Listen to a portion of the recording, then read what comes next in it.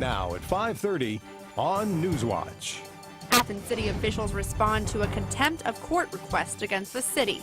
Nelsonville will be seeing some road changes this year. And in sports, Ohio women's basketball senior hit a milestone for her career last night.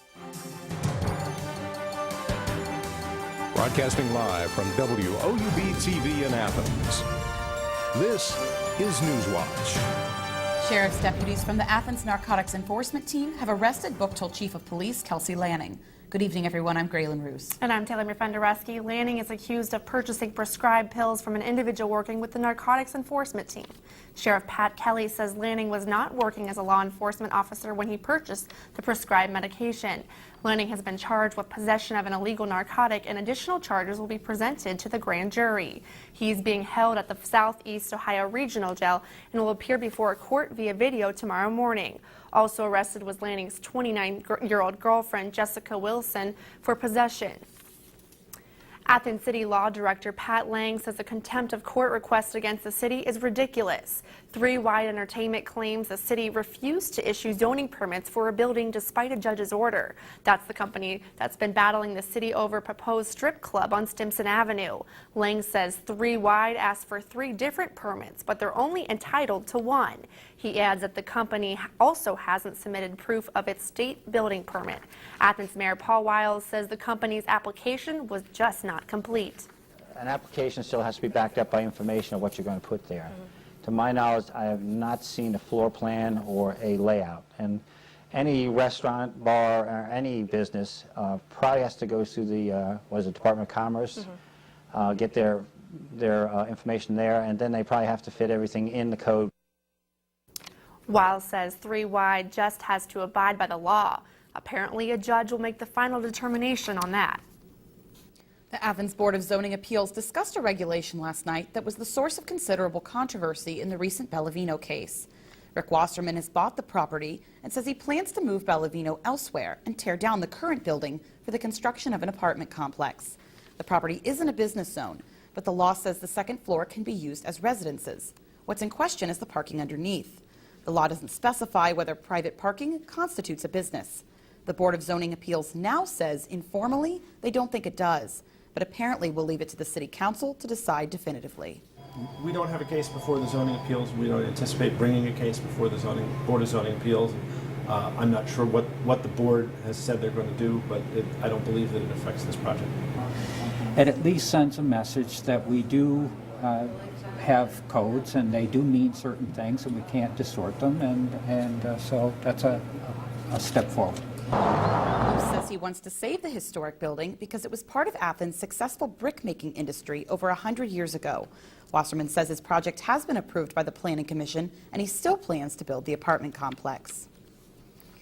The demolition of the former Johns Manville plant in Vienna, West Virginia is underway, but officials have not decided what will be built on the 35-acre property. The property owner says the project is behind schedule, so they've budgeted 12 more months for the demolition. Under the state's voluntary remediation program, they must ensure that asbestos and other contaminants are removed safely. The Gallia County Sheriff's Office is investigating a fatal shooting this morning in Huntington Township. David Ramey of Vinton has been arrested and charged with aggravated murder. More charges are pending. Investigators are still notifying family members and have not released the name of the victim.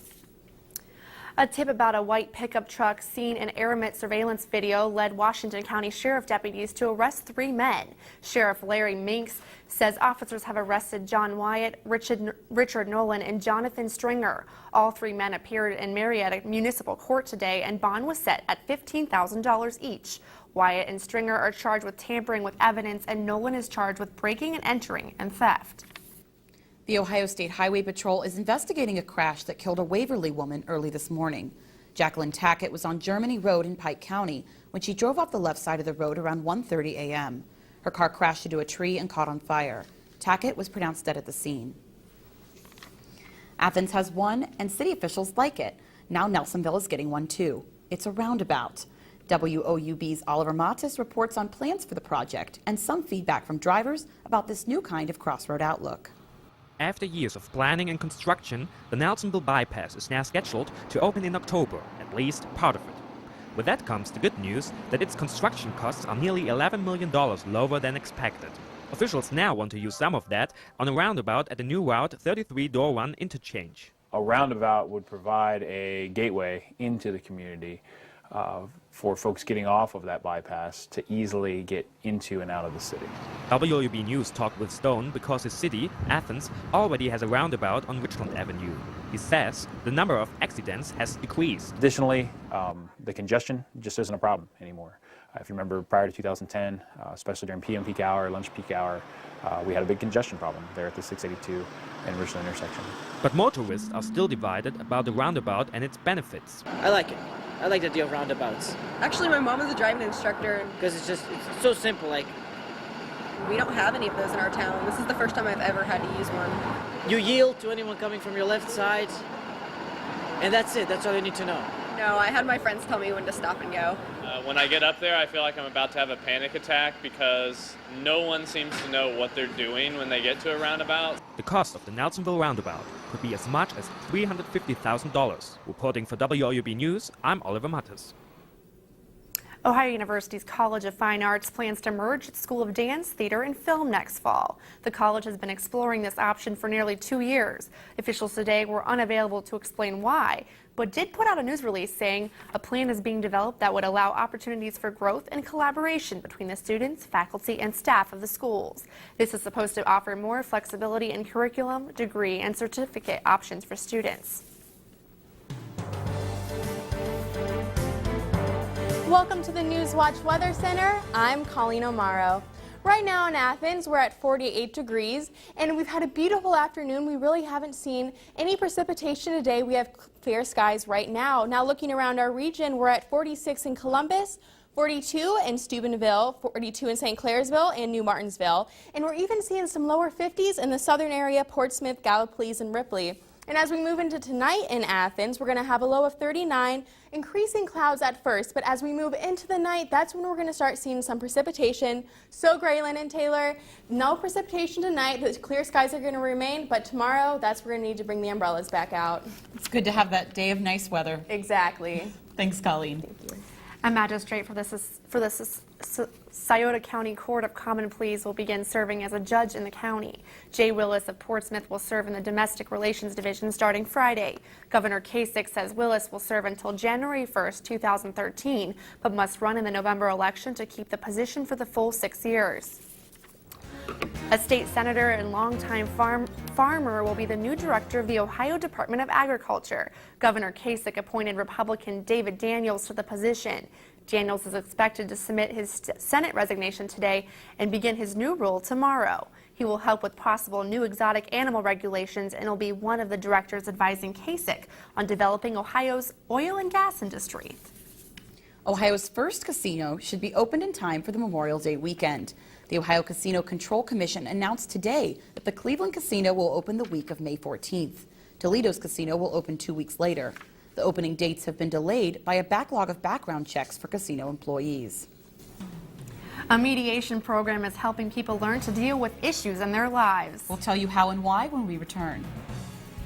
Americans get some good news about the tax hike lawmakers have been fighting over. Next on Newswatch. Good news for American taxpayers. The end of the month tax hike may be avoided. Republican lawmakers say congressional negotiators have reached a tentative agreement to extend the payroll tax cut through the end of the year. That tax break will save the average family about $1,000 a year. It affects about 160 million Americans. House Speaker John Boehner says it was Republicans who put an end to the fighting over the issue. We were not going to allow the Democrats to continue to play political games and raise taxes on working Americans. And so we made a decision to bring them to the table so that the games would stop and we would get this work done. This is a win for American people. This is a win for those people who enjoy unemployment benefits and those who enjoy the benefits of the payroll tax cut, as well as seniors who can be assured they can see their docs. That's what the win's for. And we're here to try to find solutions for people. I care less about the political party or the partisanship. The real point is that the American people come out here ahead. Also included in the deal is an extension of jobless benefits for the long-term unemployed. It would also prevent a fee cut to Medicare doctors. The House could vote on this deal as early as Friday. Over in the Middle East, more uneasiness is being felt as Iran is claiming to have made 2 major advances in its nuclear program. Reports say the first Iranian-made fuel rods have been inserted into a research reactor, and new advanced centrifuges are now being used. But other countries aren't reacting so well to what Iranian officials are calling a major scientific advancement for the Islamic Republic.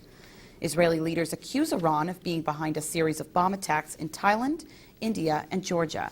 Israel Prime Minister says Iran is the leading terror in the world. Iran is a threat to the stability of the world. They are targeting innocent diplomats. The international community has to denounce the Iranian actions and to indicate red lines concerning the Iranian aggression. This kind of aggression, if it isn't stopped, will spread to many other countries. Reports also say Iran is taking steps to cut oil exports to 6 European countries in retaliation for new European Union sanctions. More than 350 people are dead after a prison fire in Honduras. Several inmates were injured, suffering serious burns and broken bones. The cause of the fire is under investigation. Survivors say it was started by an inmate who set his bedding on fire. The prison was overcrowded with almost 900 people inside. That's more than twice its capacity. The Honduran National Director of Prisons says this is not the only overpopulated prison in the country.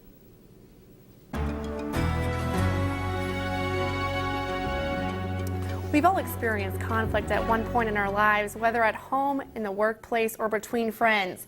Well, the Athens Area Mediation Service is now sponsoring a free program to help Ohio University employees and students learn how to effectively resolve these issues. John Schmeeding is the director of the Athens Mediation Center and joined us now in our studio. Thanks so much for being here. I'm pleased to be here. So the program has been in effect for the past week. Why are you having this option? Well, the Athens Area Mediation Service exists to try to help people with conflict. There are lots of things, as you know, that go on in the community. And we do that by sometimes providing mediation directly for the people who are in conflict. And sometimes we do training. And that's what this is about. We're trying to get these skills to as many people in the community as we possibly can so they can handle things more elegantly every day. So what to participants who attend these trainings, what can they expect? Well, that it will be very interactive is the primary thing, that it's actually kind of fun and interesting. We'll spend a fair amount of time sharing our own experiences. We've put a big emphasis on learning and practicing listening skills because that seems like a core thing that we're not so good at. And a little bit they have to listen to me talk about mediation experiences and approaches to resolving conflict.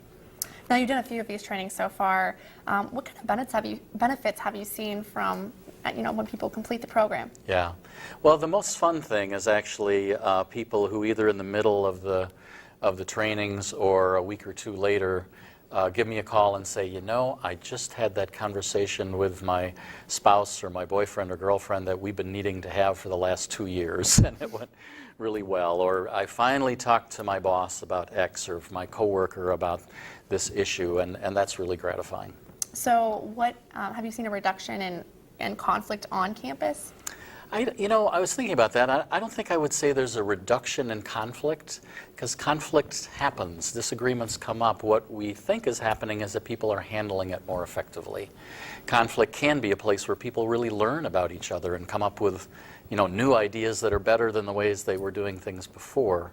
So that's what we think is happening, both on campus, and we also do a lot of work in the community itself. Who's a good candidate for this program? What kind of person are you trying to attract? Anybody who's ever had a disagreement with anyone. So everyone, right? Pretty much, yeah. And can you give me few examples of situations or ways to handle certain conflicts? What advice do you have for our viewers? Well, going through the training is my best advice, but the thing that's often missing is somebody to listen. Issues are brought up, and immediately we get defensive, we want to argue, we want to dismiss, we want to go away, we want to start a fight. And if people and we and me could just stop and listen and try to actually understand the other person's point of view and why this has become an issue, things can go much more smoothly. So if our viewers can't listen, then they can always come to one of your other trainings if your advice doesn't work. That's a good idea. So thanks so much for joining us, Mr. Schmeeding. My pleasure. Thank you very much. On Wall Street today, stocks finished low in one of their worst showings this year, as Greece is still negotiating with other countries about their bailout.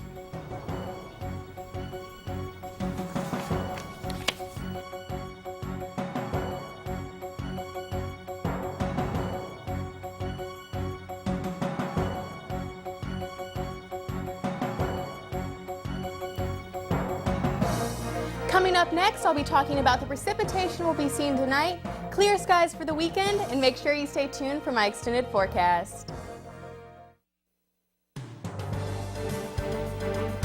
Welcome back to the Newswatch Weather Center. I'm Colleen O'Maro.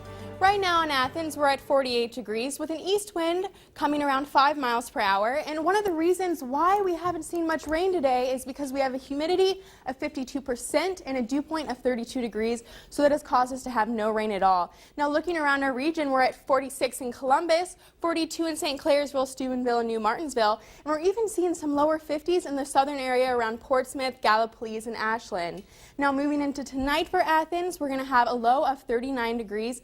And we're not going to see much precipitation as those clouds increase through the night, but by the time we hit around midnight in the early morning, that's when we're going to start seeing some precipitation. Now looking at our history for today we had a high of 50 degrees. The average for this time of year was 44 degrees, so we're still seeing that irregular spring weather, and the record was set in 1945 at 75 degrees. Now looking at our lows, we had a low of 39 degrees today. The average for today was around 35 degrees. Now moving into tomorrow, actually tonight, excuse me, by 9 p.m. we're just going to have clouds moving in. We're going to be at 43 degrees. By midnight, that's when we're going to start seeing those showers, and it's going to remain all throughout tomorrow. And the reason why we're seeing that is because of this low pressure system right here that is lingering over us and is causing rain. Now moving into tomorrow, it's still over us, but it's moving towards the Atlantic as this high pressure system in the west is moving through to give us a clear weekend. Tomorrow on your way to work, it's going to be 43 degrees.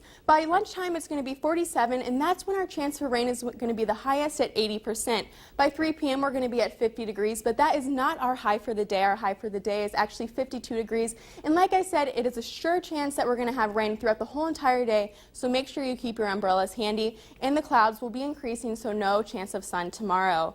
Now looking tomorrow on our regional tracker, 46 in Columbus, 50 in Zanesville, 48 in St. Clairsville, 51 in New Martinsville, and 55 in Huntington, and our highest temperature at 56 in Gallipolis. Now looking at our week upcoming for Athens, we're going to be at 52 degrees tomorrow, 44 by Friday, and that's when we're going to see all the clouds clear up, and we're actually going to have a beautiful Friday. Moving into the weekend, we're still going to have clear skies, but our temperatures are going to be decreasing as we have clear skies, and by the business week next week, that's when we're going to start seeing rain again, but our temperatures are going to increase. So by next Tuesday and Wednesday, we're going to be in the 50s, but precipitation once again. We said no sunshine tomorrow. I got pretty disappointed. Well, don't worry. Friday, there's going to be sunshine in time for the weekend, so it'll be there. Just we have to be patient. It's definitely nice to see some of that warmer weather this time of year in February. Exactly, the very bizarre spring weather, and it's predicted to stay like this for February and March. So, well, thanks so much, Colleen. Thank you. All right, Kaylee, what's going on in sports? Well, tonight there's a huge basketball game on the men's side. Last night the women's played, and we even have some news from some of our spring sports. It's kind of hard to believe they're starting up already, but both an Ohio softball player and runner earned conference honors this week. And I'm Grant Burkhart, live from the Convocation Center. We'll take a look at Ohio's big matchup with Bowling Green coming up next on Newswatch.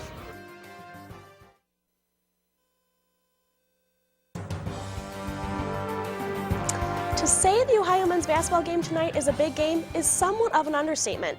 Bowling Green visits the Convo for a 7 p.m. tip-off, and both teams are tied for the coveted fourth-place spot in the MAC. We now go live to the Convo with Grant Burkhart. Grant, the implications of this game are huge for Ohio in conference tournament, but the Bobcats have to be glad to be back in the Convo. That's right, Kaylee. Ohio and Bowling Green are tied for the conference's fourth best record and what would be the last remaining bye into the Mid-American Conference Tournament, which would get one of these teams immediately to the quarterfinals. But the Bobcats have had serious struggles on the road this season. You're right, they're pretty glad to be back in the Convo today. In their last 4 conference losses, all 4 are on the road, and Ohio, as we know, is a very good three-point shooting team when they win. When they lose, 25.8% from three-point range in those 4 conference losses on the road. 25% from three-point range. It's not a good number for Ohio. Second MAC East swing for Ohio, and Ohio struggled against Bowling Green in early January. What can be different tonight, though? Yeah, the book's kind of out on Ohio, Kaylee. Teams know that if you play zone against Ohio, they're going to struggle from three-point range.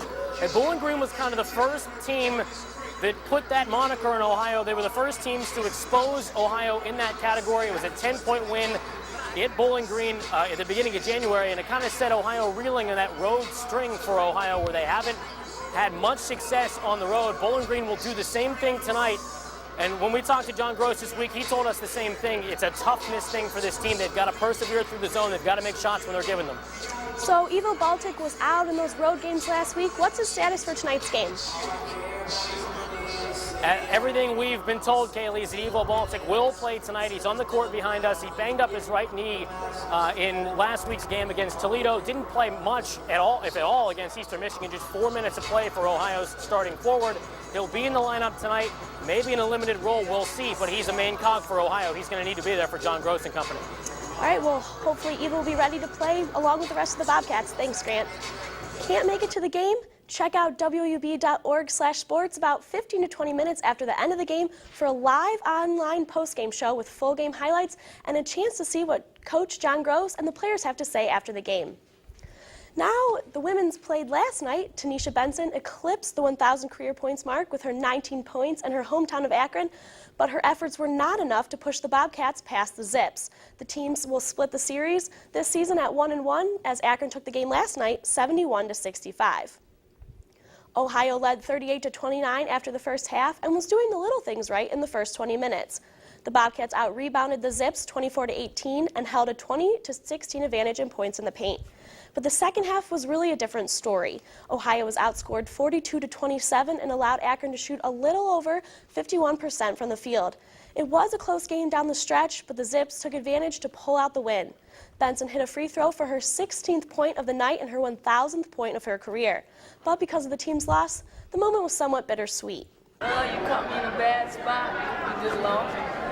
It's big though. It's something that most players don't get a chance to get to. And I'm excited as much as I can be. Ohio freshman Lauren McCleary has been named the MAC East Pitcher of the Week for her performance at the 2012 USC Upstate Classic this past weekend. McCleary finished the weekend with a record of 2-1, ringing up 25 strikeouts and posting a 2.10 ERA. This is the freshman's first award of her career as she has helped the Bobcats to their best start since the 1997 season. The Mid-American Conference has named another Ohio athlete, Ohio's Julia Curso, the Women's Track Athlete of the Week, after she won the 5K at the Flow Track Husky Classic in Seattle, Washington this past weekend. Curso sped past the rest of the pack, finishing almost 6 seconds ahead of her closest competition, while shattering the school's record by almost 17 seconds. The Ohio men's golf team wrapped up its second day of MAC match play, finishing the event in 7th place. The Bobcats dropped their first match to Toledo on Monday, but bounced back yesterday to beat Bowling Green by a score of 5-1. Paul Grauer and Michael Lamping both won their matches at a count of 4-3. Now over to the high school hardwood action. Last night in TVC Hawking play, the Federal Hawking Lancers defeated South Gallia in a close game, 49-48. Waterford trounced Trimble 58-41, and Belpre bounced back from their loss to Federal Hawking over the weekend to pick up a win at Eastern, 51-31. And in TVC Ohio play, the Alexander Spartans dropped another game, losing to Southern 61-51. The Nelsonville York Buckeyes lost at home by a score of 72-64 at the hands of the Vinton County Vikings. And to wrap things up, the Athens Bulldogs bullied the Wilson Rockets to a tune of a 54-35 victory. So high school basketball is kind of, the boys are wrapping up their regular season play and heading into the playoffs, so it should be an exciting run for some of our local teams. It's disappointing to see Nelsonville York lose so early when they had a, Well, hopefully they can try and make a run in the playoffs, maybe get a little momentum going as the playoffs start. A lot of teams will pick up then and try and get hot. Thanks, Kaylee. And stay tuned tonight on WOUB. Here's a look at what's coming up next on your public television station.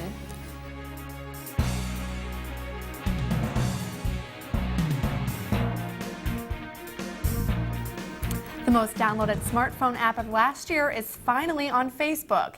Angry Birds is a video game played by millions of people every day, and now it will be available to all Facebook users. New features include playing against your friends and the ability to buy power-ups to get past the hardest levels in the game. The Valentine's Day launch was held in Jakarta, Indonesia, which is considered the most Facebook-connected city in the world. Let's get a check with Colleen tomorrow. Final check of the weather. A final check on weather for tomorrow. We're going to be at 52 degrees, and we're going to see showers throughout the whole entire day, except for tonight. We're not going to see many showers, but by the time we get to tomorrow morning, that's where we're going to see all that precipitation. And looking around our region, tomorrow we're going to be at 46 in Columbus, 50 in Zanesville, 54 in Portsmouth, and 56 in Gallipolis. Now looking at our 7-day forecast, yes, we're going to see rain tomorrow, but for our weekend it's going to clear up, but the clouds are going to be increasing throughout the week, and by Tuesday and Wednesday, that's where we're going to be seeing that precipitation. So like I said, clear weekend, but nice busy week. Thanks. Clear Friday is always good. And that does it for our broadcast on this day on today. Thanks for watching. For Colleen O'Mara, Kaylee Donegan, and Graylyn Roose, I'm Taylor Mirfendereski. You can get the latest news and weather on the WOUB radio network, and you can view our program anytime online at WOUB.org. Have a great night.